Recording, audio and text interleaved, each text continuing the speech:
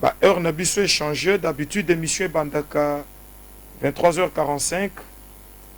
Mais si tu me réduire, qui n'en a 22h45, bien que tu bandi na moi léger retard lelo, pour permettre pe bandeko bakenda kamisala bazwatan ya kolanda.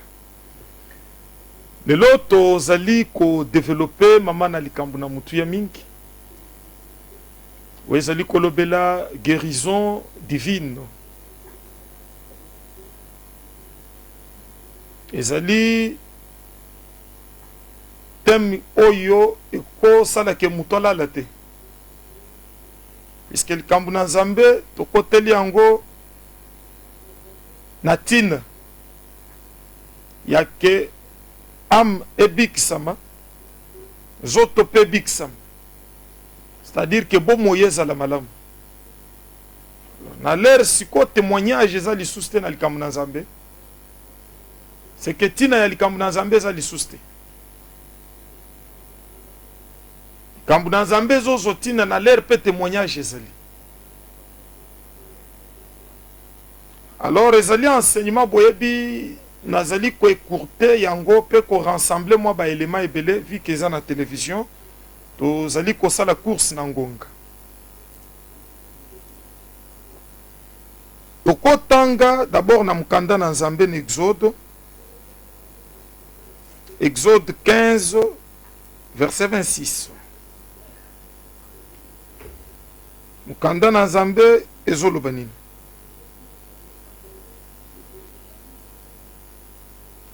Bible ezoloba.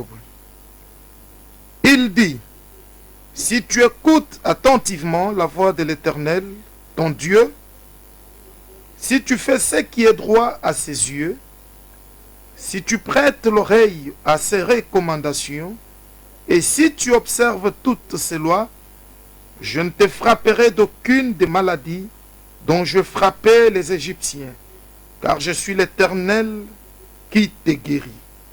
Amen. Guérison ezali relèvement, ezali délivrance. Il y a eteni anzoto ezali komona passe. Délivrance eteni ya morale ou bien na eteni ya molimo. Et si souvent la Bible ba utilisaka mingi mot délivrance te. Mais la Bible bazali ko utiliser mingi vocabulaire ya guérison. Mais toko loba na mukuse que la guérison c'est une délivrance. Voilà. Alors awa tozali ko lobele lobiko ya munganga te. Ou bien ya yomoko par rapport na ba condition hygiénique na yote. Mais awa tozolobele lobiko na Nzambe. Wezali ko ute pa na Nzambe. Et sans ignorer que lobiko ezali domaine na Nzambe. Puisque na Psaume 103 verset 3, quand dans Nzambe zoloba que je suis l'Éternel qui te pardonne de toutes tes iniquités et de toutes tes maladies. Donc Nzambe ndewe azali ko bikisa na bokono nyonso. Donc le biko ezali domaine na Nzambe. Munganga koki ko traiter. Mais munganga ko bikisa yote. Alors soko lingyo bikisama, il faut qu'on se réfère na Nzambe. Nakoloba ke butu ya lelo ezali butu ya guérison. Est-ce que ça n'a pas comme quoi ça l'a kobela koloba men. Mais awa tozomona ke Nzambe azali ko conditionner guérison. Nzambe azoloba na libota na ye. Alobi soki oyoki ngai Muto kobikisa mandenge nini ayoki te. Il faut muto ayoka oyo azobikisa. Soki observe tolobaki olandeli makambo na koyebisa yo pe otie yango na misala na kofrape yo na maladi on a frappé banguna na yote. C'est que ezana ba maladie we utake pa na Nzambe oyo ezali frappe na Nzambe. Zamba zali kotelisa ke pona muto ya zoboya kotosa to kolandela mayeya zali koloba. Zamba ko frappe ye na maladi pona kozongise na raison.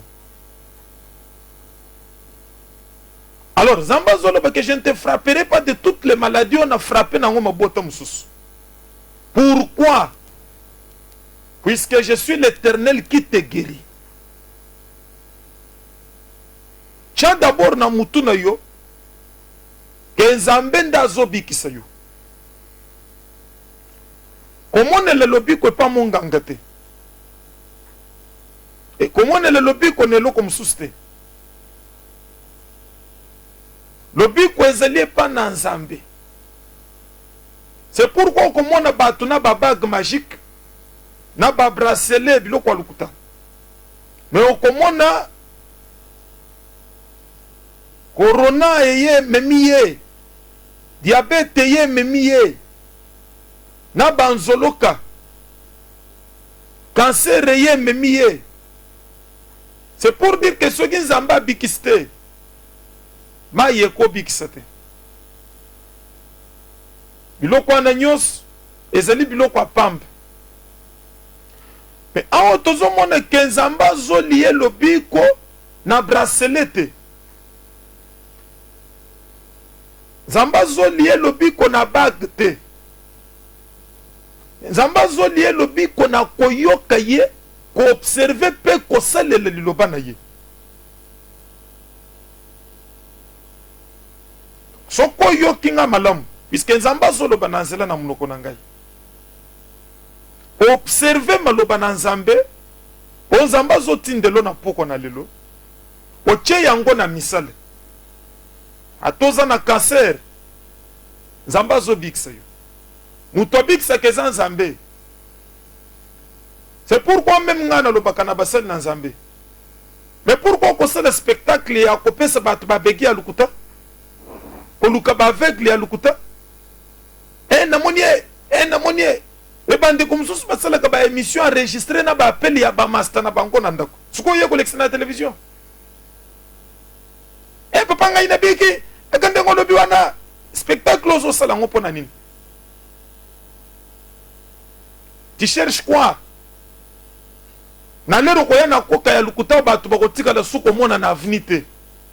Na suko pesi $30.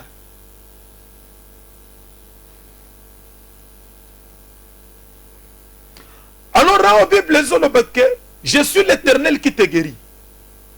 Donc on a d'abord que guérison ezali ko ute pa na Nzambe. Longole bloko zala ko kanisa na mutu puisque yoza na ba projet mingi ya balobi ke na mokole, balobi ke kuna y a un docteur, y a un médecin. Ceux qui ba pessikis, non mais les gens meurent même aux États-Unis d'Amérique. Même na ba pays médecine ezali très développé. Ba tu bazo kufu. Mais okokuta wa mutu aliboma zo bika maladi wana te. C'est-à-dire que Nzambe mutu zo bikis. Ba soin okozwa. Peut-être nengo zo landanga zo mela bakis. Mais guérison ezali Nzambe. Et guérison ezali lié na liloba na Nzambe. Alors ceux qui mutoto si Nzambe te, il y a possibilité que Nzamba frappe na maladie. Puisqu'en oiseau que si tu observes, si tu écoutes et si tu mets en pratique, je ne te frapperai pas des maladies. Donc maladie ezali loko ya ko éviter. Puisque maladie les réseaux ya na nzoto na mutu. Azo kende malembe. Problème na biso ezali ya guérison divine. Mais toko koma na guérison te ceux qui to bandi na maladie te puisque maladie ndezo sala que guérison ya ko sika. kolwa pambola bino na Musa Koko na papa oyo alali yebisa ye ke tolanda liloba na Nzambe obeti ya politique mingi me bozwi eloko te awa okobima na solution na lokolo eza ya kovimba même yo mutu basi bamelisi yo biloko ya bapuisiere ebele eza oyo ebikisaka hémoroïde eza oyo ozobika kaka te au contraire ozobakisa bamibu na libumu landa liloba na Nzambe mobikisi ya hémoroïde abikisa yo mais bien aimé dans le Seigneur tomoni ke maladi ezali ko ute pa na Nzambe mais maladi ezali eloko ya malamu te puisque maladi ekoboma eza na bato baza na malade mais bazo négliger yango maladie mentale maladie morale maladie spirituelle. Il y a des gens qui souffrent spirituellement. Il y a évité que kobo maye. Ce côté na mukanda, il y a Jean, épître, il y a Jean 3, verset 2. 3 Jean. Troisième épître de l'apôtre Jean, verset 2. Et bien aimé, Gaius, je souhaite que tu prospères à tous égards. Et que tu sois en bonne santé comme prospère l'état de ton âme. C'est qu'il y a des âmes aussi, elles ont prospérité. Alors leur âme, elles ont prospérité, c'est-à-dire qu'elles sont belles. Alors ceux qui âme, elles sont belles, et comme maillot na liwa, et cause le paix liwa ya âme, sommeil éternel. Ceux qui sont belles, et comme maillot na kufa, kufa ya nzoto. Et même ceux qui mourront les ans malades, et comme ma penzoto na kufa. Maladie est en la canal liwa. Izali na mukanda na Nzambe. Okotanga na mukanda na derwa. Tozo kende malembe. Bongo toya komona tolenge kani mutoko koma na kobikisa. Na 2 Rois 13 verset 14.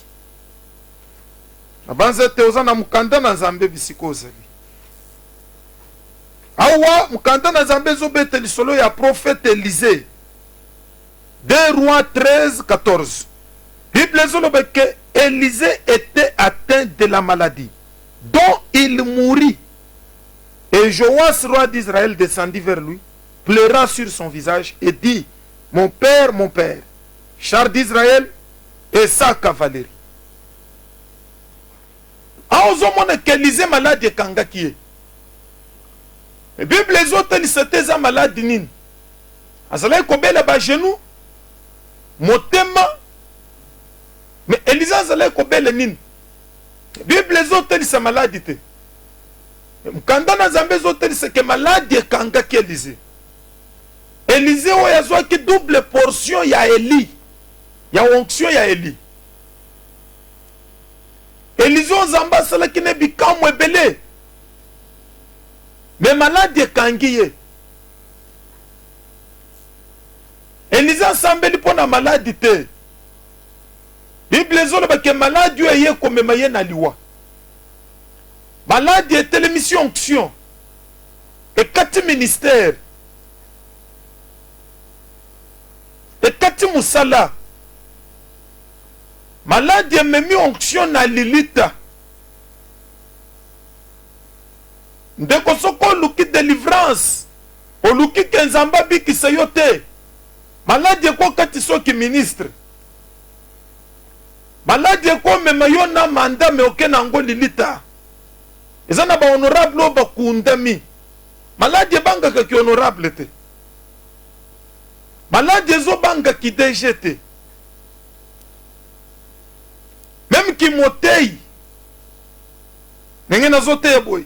Malade zo banga ki motei te. Mais malade zo banga Nzambe. Puisque Nzambe zo lobe que je suis l'Éternel qui te guérit toi Israël. awa tozomona Eliza azokufa na maladi ba projet ezokatana bala mosusu kozala ozo négliger la guérison divine ozoyeba te ke maladi wana ezoboma oza na projet kokende poto ya kobala maladi ekoboma yo ebomi na mwana na libumu. C'est-à-dire que liloba oyo Nzambe atindi yango mpo na yo yo moto ozokoma livre maladi ebomaka moto atiki livre esili te atiki album na studio banzembo kitoko etikali maladi ememi ye maladi ememi ye. Alors maladi ezotambola na esprit ya pauvreté tokotanga na mukanda na Nzambe toza na Marc, évangile selon Marc, voilà Marc 5 verset 25 kino na 29 mukanda na Nzambe ezoloba nini. Or il y avait une femme atteinte d'une perte de sang depuis 12 ans. Elle avait beaucoup souffert entre les mains de plusieurs médecins. Elle avait dépensé tout ce qu'elle possédait. Et elle n'avait éprouvé aucun soulagement. Mais était allée plutôt en empirant. Ayant entendu parler de Jésus, elle vint dans la foule par derrière et toucha son vêtement, car elle disait, si je puis seulement toucher ses vêtements, je serai guérie. Au même instant, la perte de sang s'arrêta et elle sentit son corps qu'elle était guérie. Et elle sentit dans son corps qu'elle était guérie de son mal. Awa tozomona maladi ekangi mwasi moko azalaki mozwi. Azalaki na mapangu na mofleri. Azalaki na banda ko ebele azosala ba projet. Oya chena kombo mwana mwasi, oya chena kombo mwana mobali. Mais maladi ye ko kanga ye. Corona te. Maladi ya ke mwasi oya zo perdre makile zo bimezo katana te. Même yo mutoza na ba douleur na ba ventre landangai. Bible zoloba ke mwasi abandi ko landa ba minganga. Ba ebisi wezeli ba spécialité ya ba antibiotique ya 3e génération. Selon examen to sali oyo infection ko résister te. Makile ko katana. Alors raison senga combien? Bible zoloba ke ba pesier ba montant. Ba expert, ba docteur spécialiste, ba utaki mikili na mikili. Lokola azalaki mwasi ya ba moyen. Azalaki ko s'appuyer na ba moyen na ye. Bien na ba explication ba minganga. Ndeko fo ko eba na sena moy. Unganga azali ko soigner po na classe atangeli yangwana. Mais lobi ko ezali domaine na Nzambe na bomoyi. Lobi ko ezali domaine na nkolo Yesu Kristo nganga ne longa. Bible zoloba ke mwasi oyo aperdaki mapangu nyonso ake na baferme ateki bibwele ateki mwasi aye koteka mituka aye kotikala mutu pamba situation ezokendaka kaka na kobeba maladi ekobebisa situation nyonso mosala osali bambula ebele yake otika bana na kimia maladi ekoya kotika bana na yo neti ya muto luka mbongo te bakomi kotelengana papa. Bible zoloba ke mwasi oyo aperdaki biloko nyonso maladi ezali ko faire perdre mutu bozwi maladi ezali komema sécheresse ezomema souffrance ezokotisa bato na dénuement. Mais mwasi oyo aye koyoka ndenge Moïse azoyebisa Israël, si tu entends Israël soko yoki mwasi oyo aye koyoka lobi kweyaka na d'abord na koyoka lelo bato mingi bazokosama puisque alingi bapeseka mwa bouteille kende na kamwa bouteille oyo tia na chambre kende na bougie oyo biloko ya pamba bato balingi komona mwa pete ya mwindu eloko ya pamba pete kosala nini pete kosala nini oya pesi yo pete omoni te kasa kufa grands magiciens du monde bazokufa na ba malade ni pepe. Je vous prêche un Jésus puissant, capable de tout et de rien. Capable de tout et de rien. Ma yozo sokola wana. Munganga ko sala yango. Omona kanguya na Nzambe te sokoza na douche. Sokoli mai oyoki nzoto pio oza soulager obimi. D'abord il faut glorifier Dieu pour ça. Kaka pona mai ya kusokola. Bible zolo be kaye koyoka sango na kolo Yesu Kristo. Biloko ese bungi. Ndako etikali na poussière. Ndeba ye koyebisa ye ke Masiya oya Nazareth ye wana azoleka. Ndeko kozelo mone eloko te. Nganaza na eloko na kopesa yote. Eloko na memelu ezali sango ya kolo Yesu Kristo mobikisi maladi. Azo silisa bokono nyonso ya molimo pe ya nzoto. Olo azo bikisa yango. Bible zoloba ke mwasi oyo ayokaki sango. Ya kenganga nelonga ye wana zoleka. Mukanda na Nzambe zoloba ke mwasi oyo aperdaki biloko nyonso. Be atikalaki na kondima. Na butu na lelo sokoza na kondima bisiko ozali. Tika loboko na Nzambe simba yo.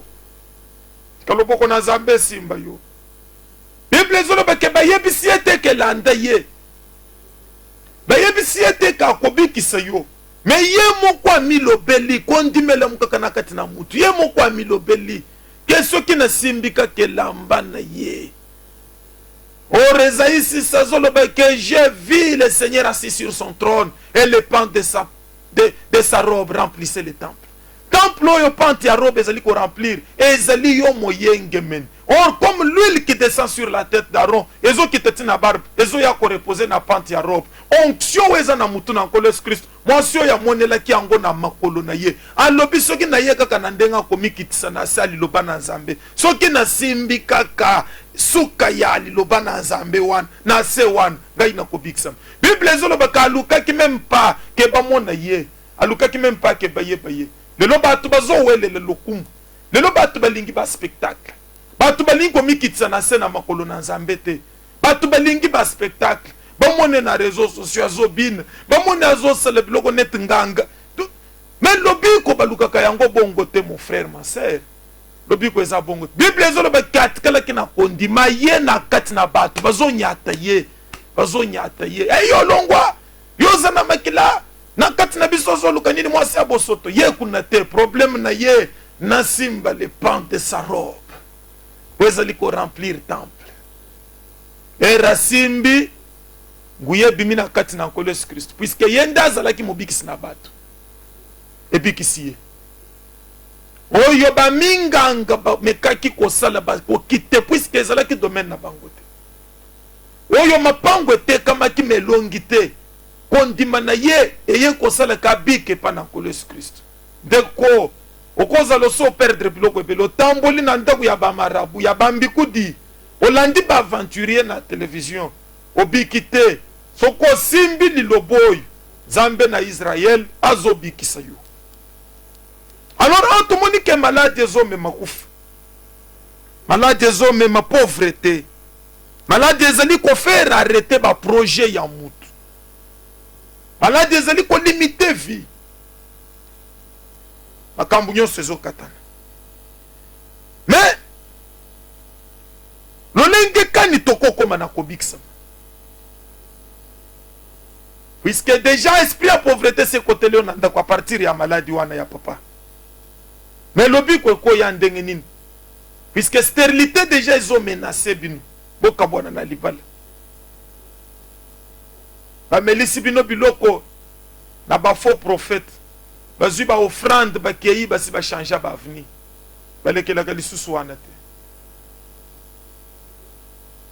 Tumikolo bazaka ka soki alobi makambo esalamaki na bomwana na suka lobi sele.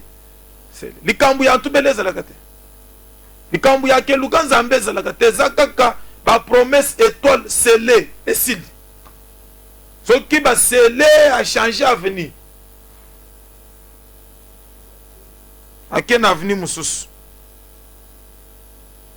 ndenge mosusu akomelaki nga na Facebook o namoni bazoboma yo nayebise ngai baboma ngai namoni mama moko andoki azoboma yo sikoyo osala offrande nayebise soki ozalaka pembeni nga na zipolomba ta ngai napesa offrande yo d'abord oyebi offrande tokoya kote sur l'offrande aki bazo offrir na nani na yo prophète ya Bale lolenge kani tokokoma na kobikisa. Premier point, lobiko ezali koya na intercession ya mutu ye moko. Prière personnelle. Ekosala ke mutu abikisa. Il faut pas kaka ko compter na ba prière ya batu mususu. Mais amba ko bikisa yo moko. Ya ozu loboko na yo che bisika douleur ezali. Webisi nzambe ke yo zali mubundi molongi. Ozali nzambe na bokasi nyonso. Limwisa douleur papa. Zamba kosala. Zamba za na ba spectacle te. Omone le nzambe na ba spectacle na télévision te biloko na te. Zamba za na kati na ba principe na ye. Ya muto yazo yoka ye. Azo tosa ye. Zamba komi moni sepa na ye. Na se na moi mutu ya spécial azate. Organisateur soki mutu azu kombo bishop komi spécial. Ou bien mutu azu kombo ge nazali archipapa komi spécial. Et loko ezo komi sa mutu spécial na se na moi. Ezali présence ya Saint-Esprit na kati na mutu. Et soki mutu aza na mulimu na nzambe aza mwana na nzambe. Soki asambeli nzambe azo yoka ye. Baye koli ba ebisaki Jésus. Balobi la kisa biso ndenga ko bondele. Ndenge yo wana la kisi ba disciple na ye. Biso pe toye bandenga ko sambeli. Jésus a bisi bangolere boko sambeli boloba notre Père qui est aux cieux. Zamba za tata na biso. Soki muto botami pa na nzambe na nzela na mulimu na kolo Yesu Kristo. Akomi mwana na nzambe. Soki asambeli nzamba ko bikisa ye. Muto ya ko faire paniquer yo to ko bangisa yo te. Muto ya ko bangisa yo te. Tozo tanga na Esaïe. On a commandé qu'intercession. Esaïe 31. Vous allez couper ça. Enseignement et sur la guérison. Tu as même 3 fois. Makambo ezali ming sur la guérison. Ou ezali l'épisode ya liboso sur la guérison. Tu couper ça l'essentiel. Esaïe 31 verset 1 à 5. Tozo tanga na kombo na Jésus Christ. Malheur à ceux qui descendent en Égypte pour avoir du secours, qui s'appuient sur des chevaux et ne cherchent pas l'Éternel.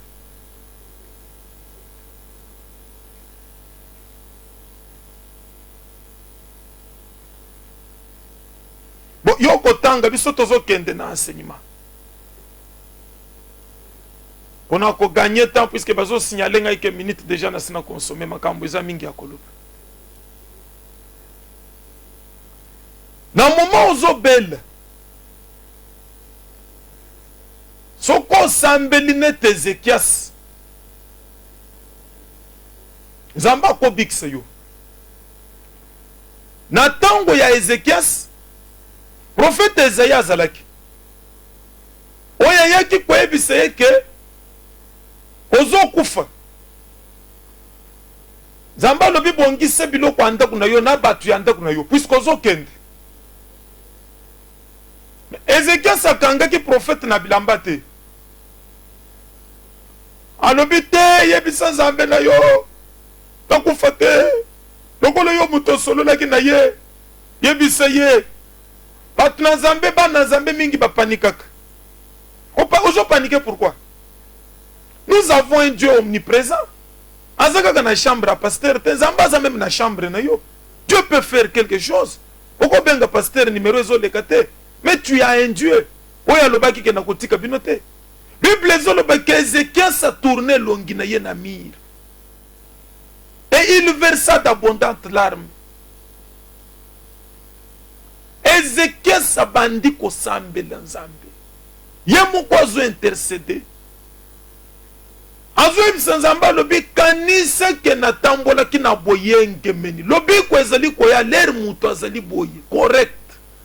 De ko supporter évangile bimana biloko ya baaventure ya pamba oyo ya bato bazali kosimba peshe te, bato bazali kozongisa bato na nzela na Nzambe te, biso kaka na mabumu. Ezekiel azolobaka, souviens-toi ke natamboli na boyenge mene liboso na yo. Intercession oyo ezali lié na ba bon souvenir, oyo ezali attaché na ba souvenir ya malamu epa na Nzambe, ekoki mpe komema guérison na bomo ya mutu. Ya yo moko osambeli, me ozokanisisa Nzambe bolamu osalela ye, bolamu osalela ba orphelin, ba veuve.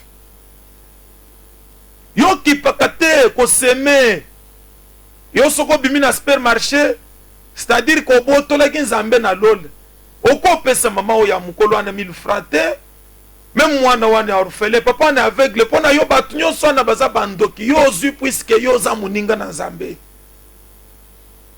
Ce n'est pas ça. Ce n'est pas ça.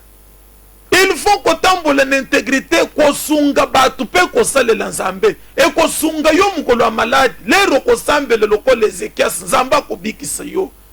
Ya bino fufu na ndako ezaka ka bozo lia papa na mama botalani. Oya lobi na moninga bon appétit chéri, bozozo gesi bon appétit chéri.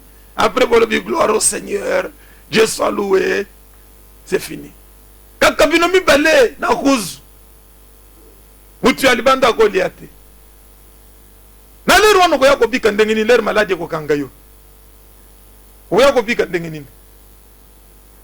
Ézéchias versa d'abondantes larmes, mais azo rappelé Nzambe tamboleli na ye na misala na ye. Intercession oyo ezali liye na misala malamu pe ne tamboleli malamu ekosala ke mutu abika.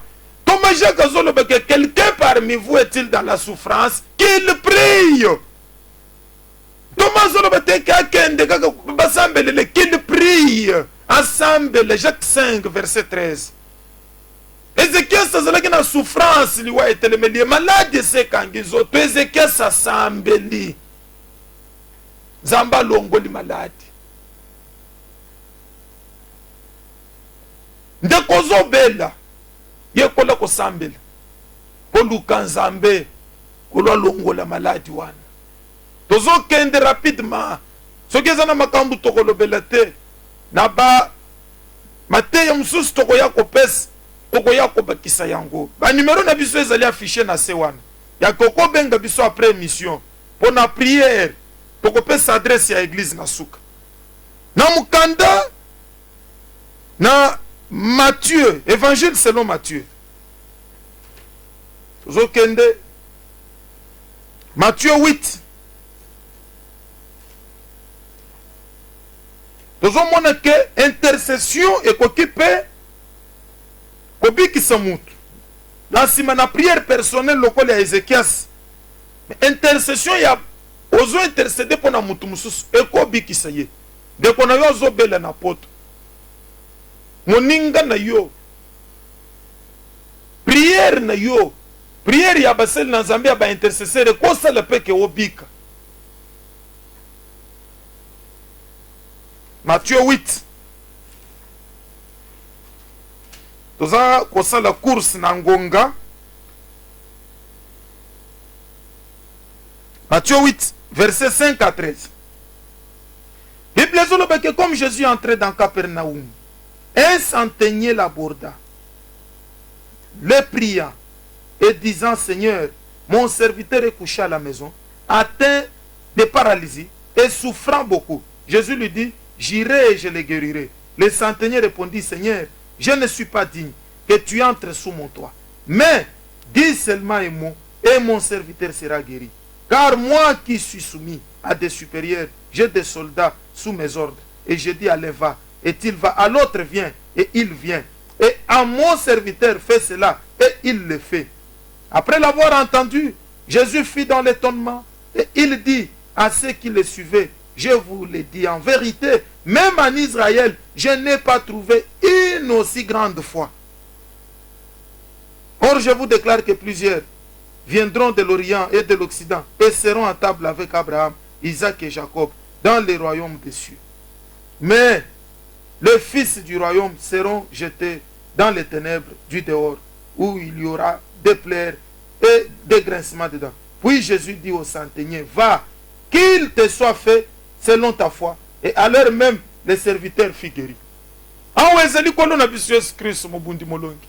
Biblia zoloba ke lokola mo mesano azokota na Kapernaum. Ndenga kota na ndaku na yo, na nzela na Ntingi TV, na émission oyo ya Dieu est amour. Wezo pesa mana mutu na Nzambe. Le pasteur Simon Pierre Mbikai. Biblia zoloba ke lera kota na Kapernaum. Centenier romain, c'est-à-dire qu'azalaki mokonzi ya mampinga. Azalaki kokamba 100 soldats. Et bazolo ba centenier, c'est-à-dire qu'azalaki kokamba, azalaki na sena ye na 100 soldats bazalaki kotosa ye. Parce que yo monela kamakambu na Nzambe soki ndenge nini nazoyeba te. Bible ezoloba ke centenier atelemisi ye. Centenier azosambela mpo na ye te. Centenier azosambela mpo na serviteur na ye.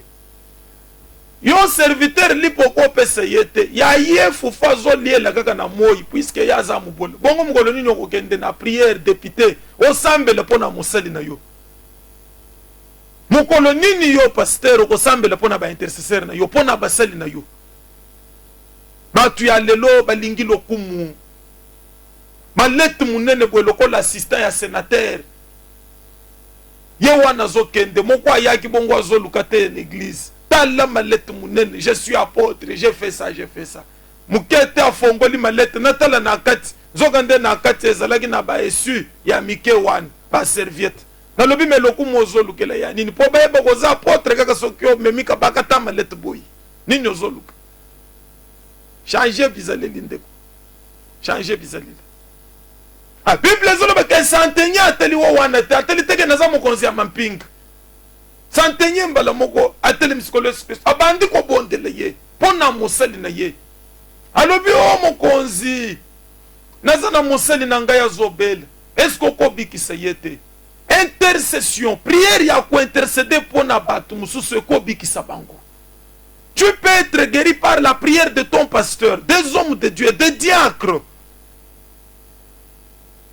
Ta fille peut être guérie par ta prière. Ton mari peut être guéri par ta prière, maman. Ta femme peut être guérie par ta prière. Bible Isaac implora l'Éternel pour sa femme Rebecca. Des mois yaki kobote. Même Zacharie assemblé qui pour qu'Elisabeth abote. Prière na yo ekobi ki sa mutu mususu. Awezeli mokonzi azo sambela pona mosali na ye. Jésus ayebisi alobi na kokende na kokom. Mokonzi azo loba non. Okende nanda kuna ngai Romain nga musomuki nga na longo bamite pour que yo pota nanda kuna ngai ozo mona naza na 100 soldats bazo tosa ngai soki na lobi na moko kende azo kende moko yak azo bongo yo mokonzi na mampinga na lol yo Nzambe na bokasi atande ngolati forme ya basali soko pesi ordre na mulimu ya malade ezo tosa yo poete yo za mokonzi na milimu nyonso. Bible zoloba ke Jésus a tenu ça te Jésus a dit même Pierre n'a moni kondi maboye pa na yote.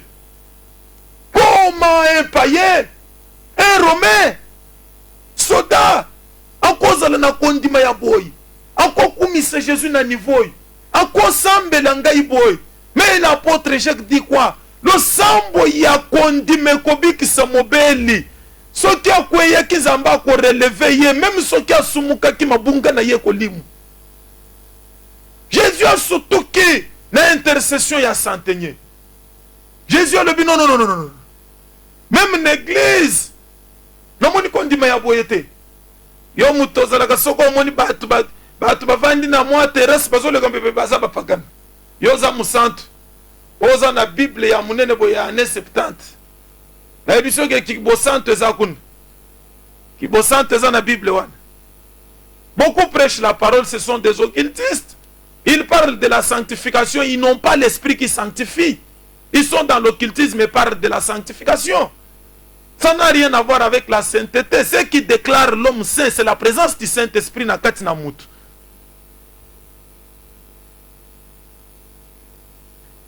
Kolopambo le bino. De ko supporter loba na Nzambo biksam. Kolobakisela yo sengu. Bible zoloba que vers Jésus a quand moins lolenge ya ndeko intercession na ye ezalaki lié na kondima pona mosali na ye kolo Yesu Kristo ayebisi alobi kende kaka na ngongo tozoloba mosali na yo asabikisama mosali na yo asabikisama prière ya intercession ekobikisa babeli na ndako na Nzambe ndenge nazote yo boy yaka na terre sainte église o nazokamba na komini ya Lingwala na croisement ya Mushiba Sankusu ma sœur mon frère toza na bougie te toza pe na bracelet te pete za te tokosambela Nzambe na Israel nganga nelonga Yesu Kristo mobikisi ya bato même diabete kolimo yaka obika nguya na nkolo Yesu Kristo obika nguya na nkolo Yesu Kristo okokuta mai kuna te na tokiseli yo eza te naza na ngo te nazaka na kombo na Yesu na mabolongo elela tokobelela nganga nelonga toyebisi esala ndenge osalaka na ntango wana alors guérison ekoki koya pe na prière ya imposition de main nazali kopesa ba tactique oyo Nzambe azali kobikisela puisque si nous parlons de la guérison divine prière ya imposition de main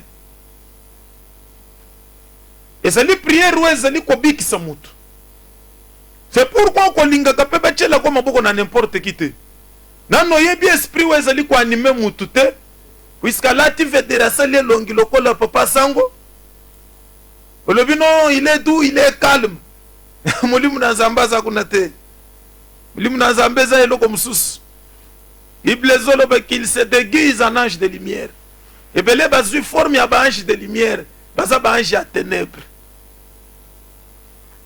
tozotanga na mukanda na Nzambe d'abord Jésus-Christ na Nazareth toza na mukanda na Marc 6 Marc 6:5 tokoya komona ya imposition de main tokopesa quand même moi mikanda Marc 6:5 Bible ezoloba qu'il ne put faire là aucun miracle si ce n'est qu'il imposa les mains à quelques malades et les guérit. Awezeli Jésus-Christ na mboka na bango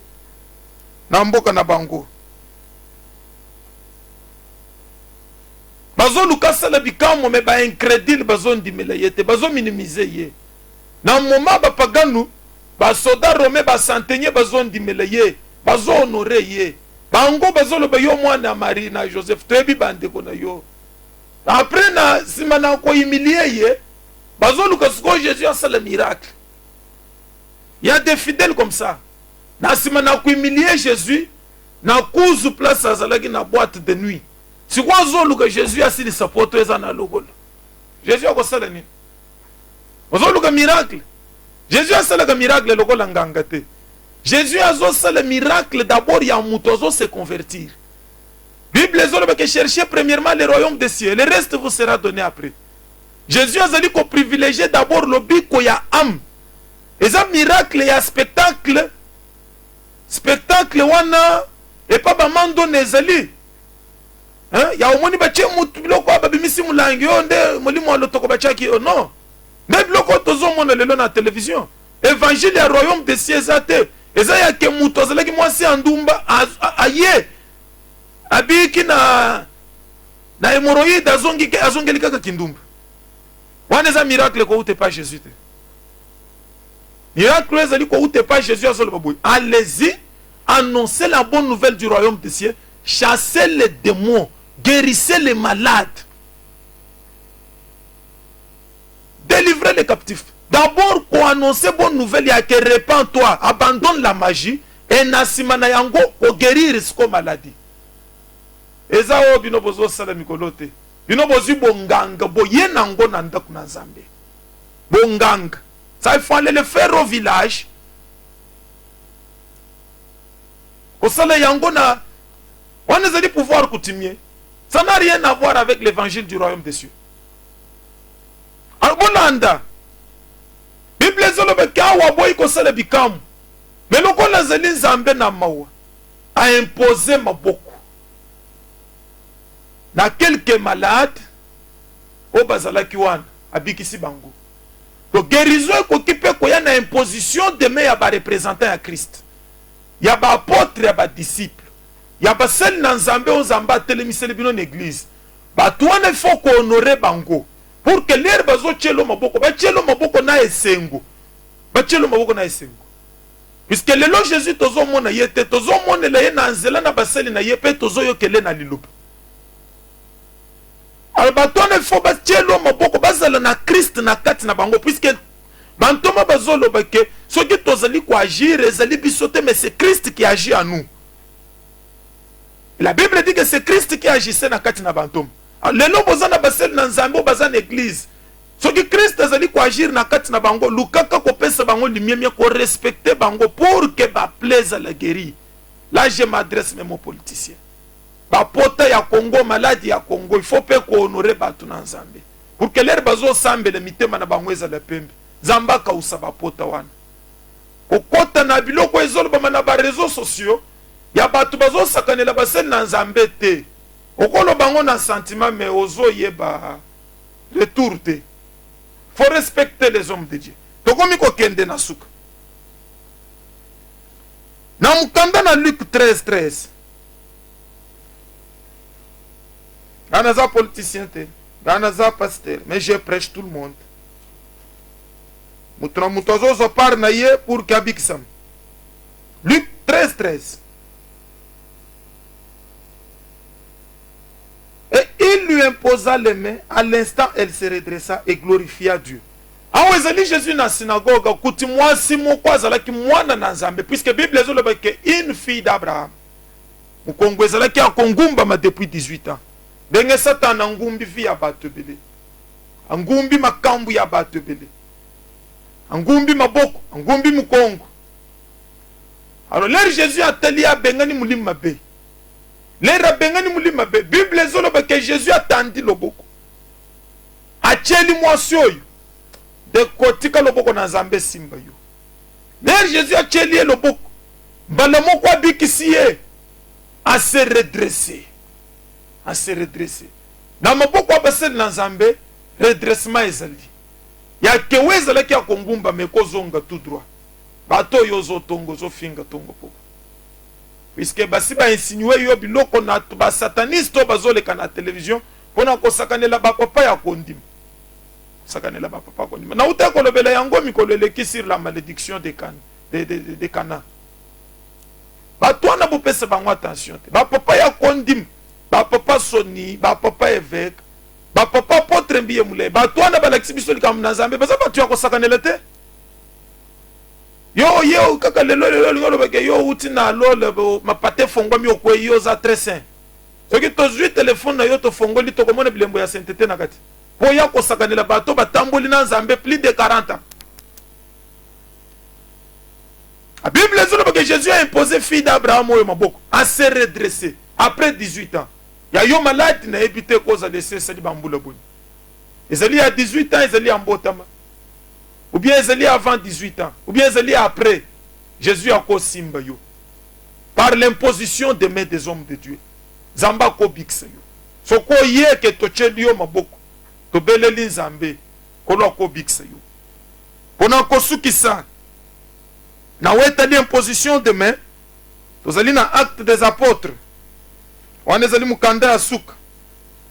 Tozana acte 28. Ezali lisolo yebi malamu. Ezali kotanga mukanda na Nzambe. Acte 28 verset 8. De quoi ya raté mission yebi se lobi na même heure na 22h45. A Chantingi TV. Pona kolanda yango. Acte 28 verset 8. Bible zolobani. Le père de Publius était alors au lit, malade de la fièvre et de la dysenterie. Paul s'étant rendu vers lui, pria, lui imposa les mains et les guérit. Awezeli toma Paul na simana ko échappé na liwa. Liwa nini?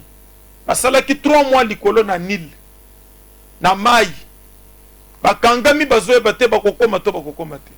Zambe na bokasi ya bimeli ya ebisi. Yebisa batoza na bango ata moko te na kati na bino ko périr. leur Paul akomi na Rome balili ezalaki makasi ezalaki tango ya hiver ba événement ya mabe ezolandana na bomo ya moto aza na mulimu na Nzambe puisque yo okritikaka mingi biloko ozomaîtriser te faut koyekola makambo na Nzambe. Et puis mais bien aimé dans le Seigneur, il faut savoir que koyeba kote ya malamu eza koyeba makambo na Nzambe te. Okoza lozote ya bien biloko yekoli na classe ou bien oyoka ki batu mususu bazoloba. Mais koyeba likambo na Nzambe eza eloko mususu. Koyeba likambo na Nzambe kobikisa yo. Koyeba kote ya kobikisa yo te. Ah oui, ça il faut mettre ça dans la tête. La Bible ezoloba ke l'herbe kiti na Rome ezaki na période ya hiver. Batu bapelisi moto na bango polo ozo ya ye matiti po mema kuna ayoka pe moto. Nyoka bimi na kati ya suye. Ba événement ya mabe. Nyoka tikeli evene menzamba neutraliser yango. Batu bazeli ke pola kokufa. Pola kufite ba yekolo bakaza Nzambe. Mais na sima na ba événement wana nyos. Bisika ba kitelaki. Malgré que ba yaki na ndenge ya bien te. Mais ezalaki na papa moko apesaki bango limia. Oya monaki quand même que Paul aza mutu na Nzambe na bato ya tamboli na bango. Est-ce qu'aujourd'hui nous avons des fidèles qui peuvent respecter les hommes de Dieu même pendant que bazali ko traverser bataille ya ba épreuve, pendant que Satan zali ko menacer bo moyi na bango? Est-ce que nous avons des fidèles, des enfants de Dieu o bakoki ko honorer bato na Nzambe pendant que bato nyonso bazo bo akela bango mabanga? Bible ezoloba qu'il y avait un papa là-bas, Publius. Papa ya mutu ya mingi, c'est pourquoi zomona bazolobela ye na Bible. Papa ya se distinga ki na tango na ye. Papa Publius ayambaki Paul nesengo na limemia. Bible ezoloba kelera yambi mutu na Nzambe nesengo na limemia na ndako na ye. Zokande papa ya ndeko ya azalai kobela. Azalai kobela. Oyamba batu na Nzambe nesengo. Pour respecter basel na Nzambe. Et comme ça le peut que attention na bango ezala na ba problème oza nango. Attention na bango ezala na ba problème. Tokoya komona yango na mikolo ezoya. Bible ezoloba que Paul aye ko se rendre pa ya papa ya Publius. Et en Bible ezali kotel sa maladie ezalaki nango. Bible ezoloba qu'il avait une forte fièvre et la dysenterie. Paul le combien papa Publius ala la na mbetu gravement malade. Achelié maboko. Yera chelie maboko abiki sami. Papa ya Publius abiki. Or que l'air Publius ayambaki ba Paul. Ayabaki teke baza bato bako bikisa. Koyamba basel na Nzambe bien et ko faire découvrir yo ba qualité pe ba grâce yo Nzambache na kati na bango. Donc la guérison divine. Lobi ko ezali ko ute pa na Nzambe to e komona cause ya maladie, impact ya maladie na lolenge kani ya kobikisa me pa na Nzambe. Na oyo tolobite prochainement tokoyeba na koloba yango toko continuer enseignement sur la guérison. Tozali na Mushiba Sankus na commune ya Lingwala. Assemblée chrétienne Terre Sainte. Tozana culte de 17h30 à 19h30 mikolonyos du lundi au vendredi. Et dimanche tozali na culte de 7h30 qui non à 10h juste. Ba numéro na biso ya téléphone ezali affiché na se boko komela biso na WhatsApp boko kiko benga biso na sima na émission toza na église mikolo nyonso pona koyamba baka ticket Nzambe na lol apambola bino nyonso tokutani lobi na même heure.